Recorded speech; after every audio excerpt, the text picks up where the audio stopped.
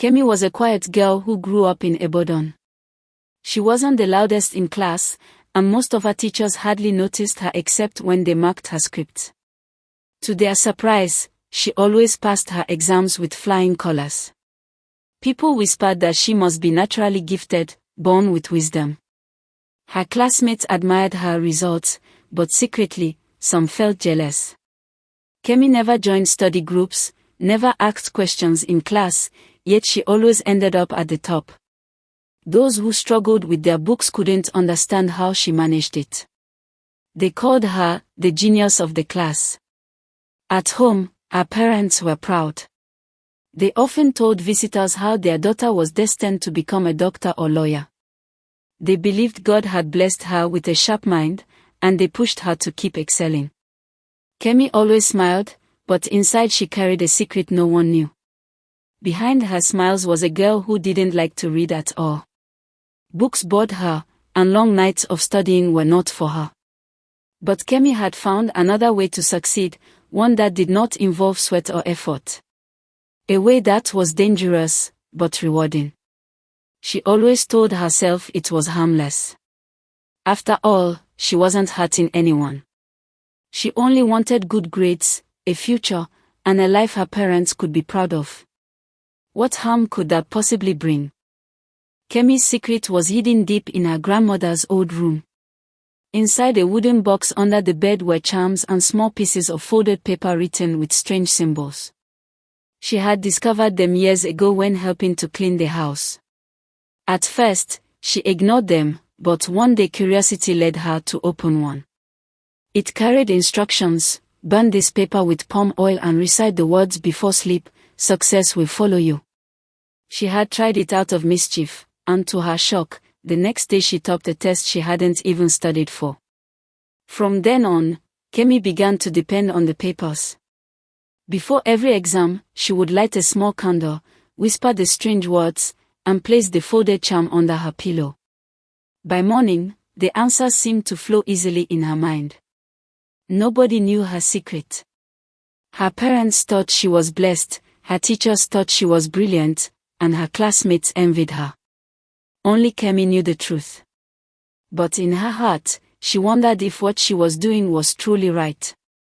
She silenced that thought each time, convincing herself it was just help from her ancestors. As Kemi's grades rose, so did the envy around her. Her friend Tola, who worked hard day and night, couldn't understand how Kemi passed without stress. She started spreading whispers among classmates: something is not normal about her success. At first, nobody listened. But when Kemi scored the highest mark in a subject she never participated in, suspicion grew. Some said she was using expo, others claimed she bribed teachers. The pressure mounted, and Kemi began to feel eyes watching her wherever she went. Even her seatmate avoided sharing notes, afraid Kemi might be hiding something strange. Kemi pretended not to notice. She kept smiling, acting humble, and telling people it was just grace. But deep inside, fear was building. What if someone discovered her rituals? Still, the desire to remain on top was stronger than her fear. She told herself, let them talk. At the end, results speak louder. One night, after performing her usual ritual, Kemi had a terrifying dream. She saw herself in an examination hall, but instead of a pen, blood was dripping from her fingers onto the answer sheet. Her classmates stared at her with hollow eyes, whispering, "You cheated us. You cheated life." She tried to run, but her legs were chained to the ground. Then, from the corner of the hall, a shadowy figure approached, holding one of the charms she always used. The figure whispered, "Every gift has a price." Kemi woke up sweating, her heart racing. She tried to convince herself it was just a nightmare, nothing more. But when she looked at the charm under her pillow, she felt a cold chill. For the first time, doubt settled heavy in her chest. The next day at school, an old janitor stopped Kemi in the hallway. He was a quiet man, hardly noticed by the students. But that day, he looked her straight in the eye and said, "Young girl, be careful of the shortcuts you take in life. Some doors are easy to open but hard to close. Kemi froze. She wondered how he could possibly know. Did he suspect her? She forced a laugh and walked away quickly, but his words stayed with her. At home, she couldn't concentrate. The janitor's warning mixed with her dream, making her restless. She thought of abandoning the charms, but the thought of failing scared her even more. What if I stop and I begin to fail? Everyone will mock me, she whispered to herself. Pride chained her tighter than fear. And so, despite the warnings, she prepared another ritual for her upcoming exams. The midterm exams came. Kemi's classmates were nervous, but she felt calm. The night before, she had burned another paper, recited the words, and placed the charm under her pillow. During the test, the answers flowed like water. She didn't even need to think hard, it was as if someone whispered them into her ears. When the results were released, Kemi was first in the whole school again. The principal praised her as the pride of the school. Her parents threw a small party to celebrate. But deep down, she knew the truth. Without the charm, she might not even make the top 10. Still, she smiled, pretending everything was by hard work. And so, she sank deeper into her secret, while everyone else lifted her higher. Tola couldn't take it anymore. She studied harder than everyone, yet Kemi always won. One evening, she told her mother about her suspicions. Her mother shook her head. Be careful, my daughter. Don't envy her. But if you notice anything strange, pray about it. That night, Tola stayed late at school and saw Kemi hiding something in her bag before leaving. She couldn't see what it was, but her doubts grew stronger. Something is not right with that girl, Tola muttered to herself. One day, the truth will come out.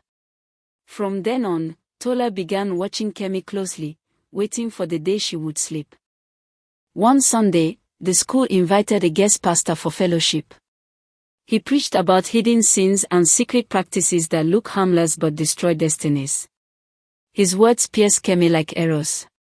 She shifted uncomfortably on her seat, afraid people could see through her.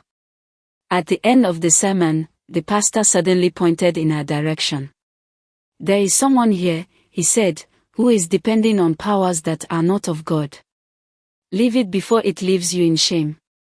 The hall went silent. Kemi's heart almost stopped. Was he talking about her? She bowed her head, trembling. After the service, she avoided everyone and rushed home. The fear she had been suppressing was now roaring inside her. Despite the pastor's warning, Kemi couldn't resist. Another test was coming, and the fear of failure pushed her back to the charms. But this time, something went wrong. As she recited the words, the candle suddenly went out by itself. A cold wind filled the room, and the paper she was holding turned black without fire touching it. She dropped it in fear, but it disappeared before it hit the ground. Her whole body shook. Still, she forced herself to sleep, whispering, "It's nothing. Just my imagination." But when she sat for the exam the next day, her mind went blank for the first time. She stared at the paper, unable to answer.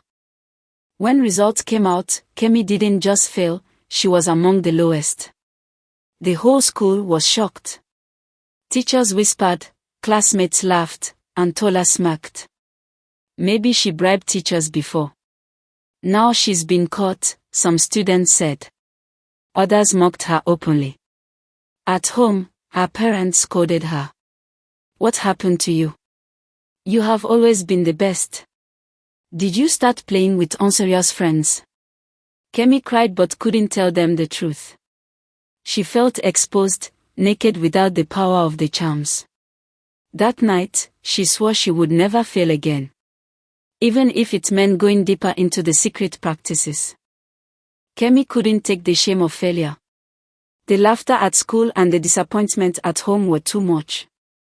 That night, she went back to the old woman who first gave her the charms. The woman looked at her and smiled knowingly. You tried to stop, didn't you? The woman asked. Kemi nodded, tears in her eyes. The woman shook her head. My daughter, once you start with spirits, you don't just walk away. You must go deeper to maintain what you gained. Kemi swallowed hard, but her desperation for success pushed her to agree. This time, the old woman gave Kemi a stronger charm. It was wrapped in red cloth and smelled of smoke. Keep this under your bed, she instructed. And never let anyone see it. Each night, whisper the words, and your wisdom will return. Kemi took it home, her hands trembling. She hid it quickly, afraid her parents would find out. That night, she followed the instructions carefully. A strange calmness washed over her as she repeated the chants. In her dreams, she saw herself standing on a high mountain, with people bowing to her brilliance. The next exam came, and just like before, the answers flowed easily. Her pen danced across the paper. When the results were released, she rose back to the top of the class. Her teachers praised her again, saying, Kemi is destined for greatness. Her parents were overjoyed. They bought her gifts and told neighbors how proud they were. Everyone celebrated, but Tola wasn't fooled. She knew something strange was going on. Kemi smiled on the outside, but deep down, fear had taken root in her heart. Soon, the dreams started changing. Instead of seeing success, Kemi began to see dark figures chasing her. Sometimes she woke up at night sweating, her heart pounding. Shadows seemed to move in her room. She tried to ignore it, but her body was growing weaker. Even though she was passing exams, she often felt drained and tired. Her parents took her to the hospital, but the doctors found nothing wrong. That was when Tola began to suspect this was more than ordinary. One afternoon after class, Tola pulled Kemi aside. Kemi, she said firmly, what exactly are you doing? How are you always first? Kemi frowned. I study, of course. What are you trying to say? But Tola didn't back down. No. I've been watching you. And I know something is not right. You can lie to others, but you can't lie to me. Kemi's face hardened. Mind your business, Tola. She walked away angrily, but her heart raced. She feared Tola might one day expose her secret to everyone. As days went by, Kemi noticed her health declining even more. She often felt dizzy and sometimes fainted during classes. Her once bright eyes became dull, and her body grew thinner. Her parents thought it was stress from too much studying. They encouraged her to rest, but they never knew the true cause. Kemi knew the spirits were demanding more from her. The old woman had warned her, but she didn't expect it to come so soon. Still, she couldn't stop. She was trapped in the cycle of fear and success. One Sunday, Tola invited Kemi to her church. Reluctantly, Kemi agreed. During the service, the pastor spoke about hidden sins and spiritual bondage. Every word felt like it was directed at Kemi. When the pastor began to pray, Kemi suddenly felt uneasy. Her body shook, and tears rolled down her face. She tried to walk out, but Tola held her hand firmly. Don't run, Kemi. God wants to set you free. The whole church began praying, but Kemi struggled inside like a storm was tearing her apart. After that service, Tola visited Kemi at home. Kemi, please tell me the truth, she begged. I can help you. But if you keep hiding it, it will destroy you. Finally, Kemi broke down. She confessed everything, how she met the old woman, the charms, the chants, and the strange dreams. Tola was shocked but not surprised. Kemi, this thing is not from God. It will not end well. For the first time, Kemi felt a small relief after sharing her burden with someone. When Kemi didn't visit the old woman for days, the woman came looking for her. She appeared suddenly one evening near Kemi's street. Her eyes burned with anger. "You think you can run away from me?" the woman hissed. "The spirits own you now. If you stop, they will destroy you." Kemi trembled in fear. The woman pressed a black stone into her hand and whispered, "This will protect you, but only if you stay loyal." Kemi threw the stone away as soon as the woman left, but deep inside, she was terrified. Kemi's nightmares grew worse. She often screamed at night, waking the whole house. Her parents became worried and confused. They thought she was losing her mind. Tola convinced them to take her back to the church for prayers. That night, during a vigil, things took a dramatic turn. As the pastor prayed, Kemi fell to the ground, shouting in strange voices. Dark forces began to manifest, making the atmosphere tense. The battle for Kemi's soul had truly begun. As Kemi lay on the floor screaming, the whole church gathered around her. The pastor and prayer warriors prayed louder, calling on the name of Jesus. The atmosphere was intense.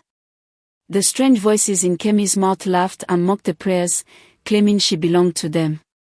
Her parents wept uncontrollably, not understanding what their daughter had gotten herself into. Tola stayed by her side, holding her hand and whispering, "Don't give up, Kemi. God is stronger than them." Hours passed, but the battle continued. Sweat poured from everyone's faces. Kemi suddenly screamed, "Leave me alone. I don't want this life anymore." The pastor shouted, "Then renounce every covenant you made." With all her strength, Kemi cried, "I renounce it.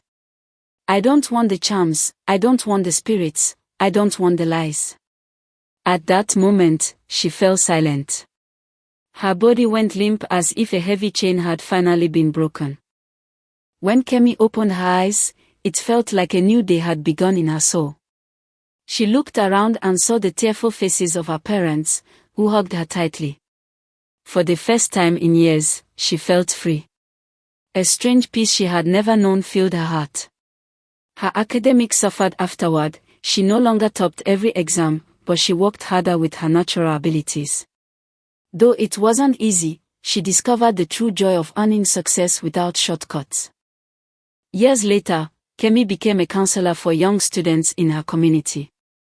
She shared her story openly, warning them about the dangers of shortcuts and spiritual deception.